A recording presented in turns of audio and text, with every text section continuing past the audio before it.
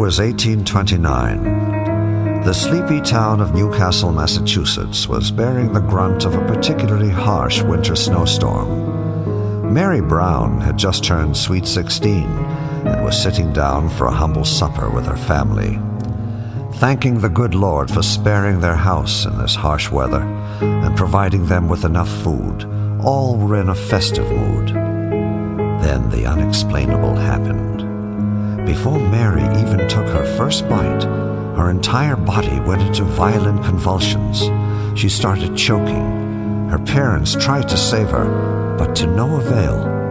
Mary was dead within minutes. 6 weeks to the day after Mary's mysterious death, the Browns awoke early in the morning to loud knocks on their door. It was Mary's best friend, Sarah. In a panic, she told the couple that she'd just seen Mary floating down Main Street, her toes inches from the ground.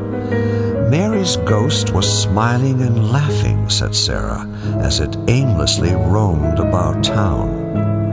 In the following days, many similar stories were heard around Newcastle. The Browns, who had rapidly aged from their grief and misery, soon became very ill, and both died just a single day apart. The Brown extended family, 21 of them, were a mainstay in Newcastle, simple farmers who've lived there since the inception of the town. Over the following year, they had all mysteriously started getting very ill. Then, one after the other, all of them, with the exception of Peter, a distant cousin, had died. Without exception, all the bodies had horrible teeth marks on their necks, though no blood was apparent. The townspeople knew that the spirit of Mary, still roaming about, was involved. Rumor had it that some members of the Brown family awoke in the middle of the night to see Mary standing over their beds, grinning down at them before throttling their necks in a death grip and sucking for blood. The people of Newcastle were at a loss. Jeremiah Buckner, the notorious witch hunter and vampire expert from Salem, the next town over, was summoned in a last-ditch effort to end the horror. After meeting with the town elders, he set up a rendezvous for the following week, on the very day Mary had died 1 year earlier. The day had arrived. The clock struck midnight. Jeremiah, the elders, and Peter, now horribly ill, all gathered at the town cemetery gate. Peter could barely hold up his frail body.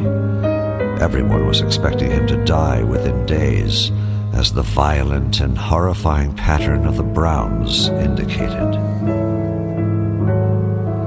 The ritual they were about to perform that night was not for the faint of heart. As they arrived at Mary's grave, they started slowly digging until the coffin was unraveled. The elders were not prepared for what they would see next. Opening the coffin, they found Mary looking much like before she had died. Her flesh was pink and full of life, her hair and fingernails grown, and her lips were full and red. Jeremiah then poked her chest with his pocket knife.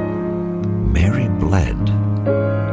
This was not by any stretch of the imagination an ordinary dead body. Jeremiah then proceeded to cut open her skin, reached in, and pulled out her bloody heart.